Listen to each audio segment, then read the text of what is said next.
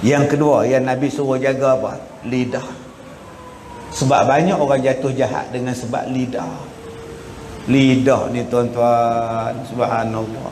Kerja nak cakap lumpuh. Duduk di hospital lumpuh, buat balik ke rumah lumpuh, pinggang ke bawah lumpuh, tapi mulut tak lumpuh. Mulut jahat. Bila jiran datang ziarah, macam mana Tuan Haji, sakit Tuan Haji, macam inilah, lumpuh. Atau isteri adalah, tapi bodoh, lambat. Aku minta kopi pun lambat, minta air pun lambat, bodohnya betina. Tengok tu, tak padan dengan lumpuh, mulut jahat. Nasib baik isteri tu sabar, kalau tak sabar dipekuk dengan bantal tu. Oi, tuan-tuan ni, sebab tu lidah ni jahat. Pakai telekung tu lawa dah, mangah-mangah ni pakai telekung lawa dah mangah. Oi, lidah jahat. Naik je Ustaz Kazim, dalam TV putih, betul-betul hitam kan. Yang makcik sebelah macam apa? Dua-dua neraka tu. Mulut kita ni yang kita takut, lidah kita ni.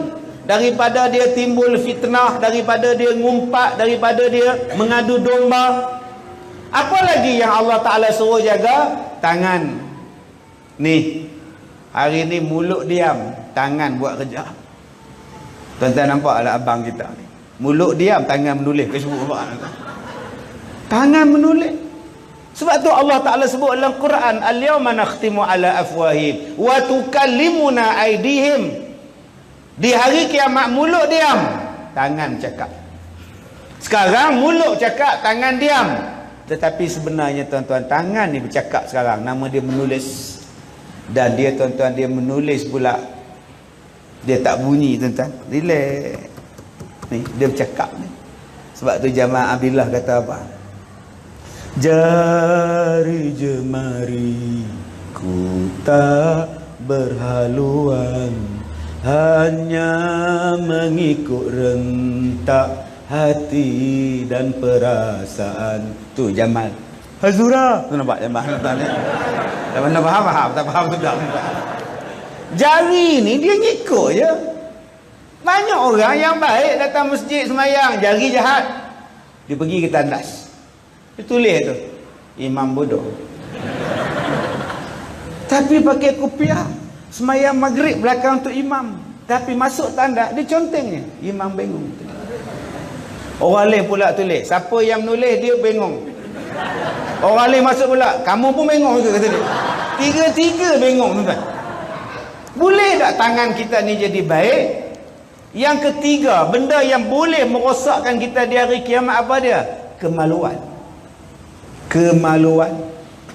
Jenis basuh tak betul, bila buang air kecil, buang air besar, air kecil tak bersih basuh. Ada yang langsung tak basuh pun ada. Naik motor balik kampung nak terkencing tengah jalan, dia berhenti dekat kebun kelapa sawit lah. Selama rok je turun, bogojo goncang pokok sawit tu, punya kuat kencingnya. Nama dia Li Kincing tu. Penggoyang-goyang pokok kelapa sawit tu, tak basuh tuan-tuan. Macam mana nak masuk syurga? Hei, entahlah. Ada orang pula tuan-tuan duduk dalam tandas, kencing pula lama. Duduk dia ni buat apa? Rupanya kencing tak lawat. Lalah kita terajah pintu, hoi, lama. Ada jenis tu tuan-tuan. Okey, tambah tanda-tanda masjid ni saya sensitif tuan-tuan. Selak tak ada. Bukan masjid ni lah, mana tuan Nazir marah dia buat pula. Rasa-rasa kali ni lah panggil tuan-tuan. Setengah masjid tuan-tuan selak tak ada. Satu lagi berlubang. Bila kita duduk mencangkung tu, nampak orang luar nampak. Oi, ada jenis tu. Jadi bagi abang-abang yang tidak ada selak, saya bagi petua. Pertama, bawa pen selak. Itulah kegunaan pen.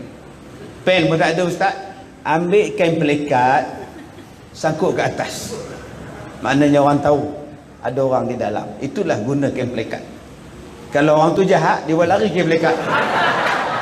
Menjerit pula, oh yang padat betul. Baik, tuan-tuan yang dirahmati Allah. Baik, yang keempat yang Nabi suruh jaga apa? Tumit. Ni tumit. Pasal apa? Kerana banyak orang berwuduk, tumit tak kena basuhan kaki dia.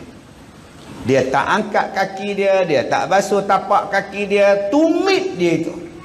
Berapa banyak perkataan tumit disebut, sampai Nabi sebut tak berganjak tumit di hari kiamat, sehinggalah Allah soal kepada kita beberapa perkara.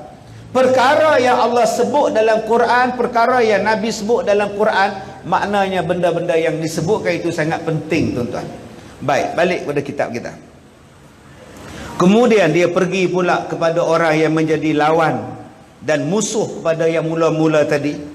Dia membuat seperti kawan dan taulan rapat pula, cukup dengan manis tutur katanya dengan orang itu.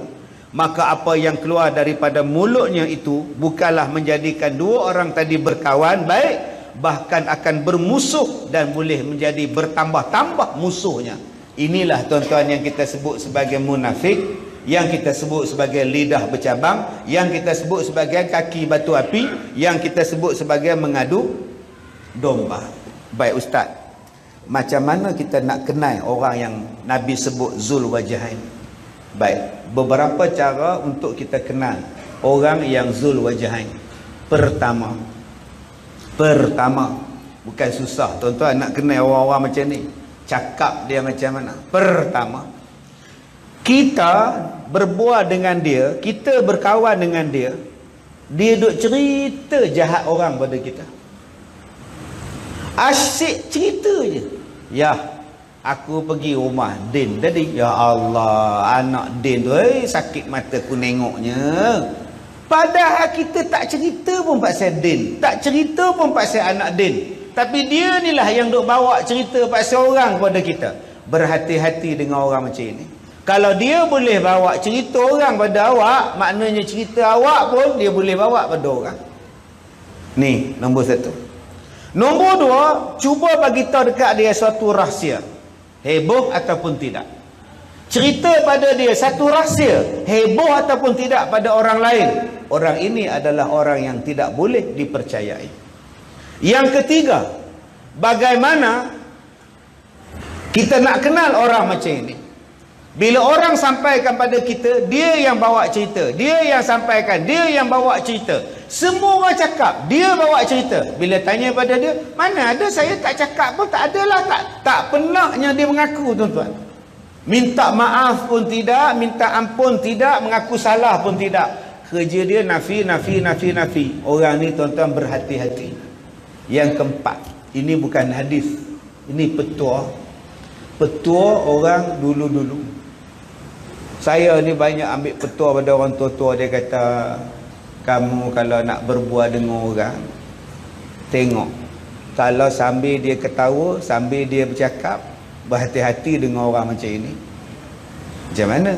Sambil bercakap, sambil ketawa, itu kena jaga-jaga. Perangai tak apa cantik dia. Contoh,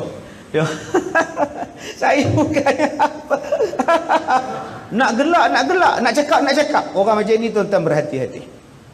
Nak cakap dulu, saya pergi ke sana, ya Allah, jumpa. Tak apa. Ini tidak, sambil ketawa sambil gelak, sambil cakap sambil ketawa sambil gelak. Nak gelak dulu, nak cakap dulu.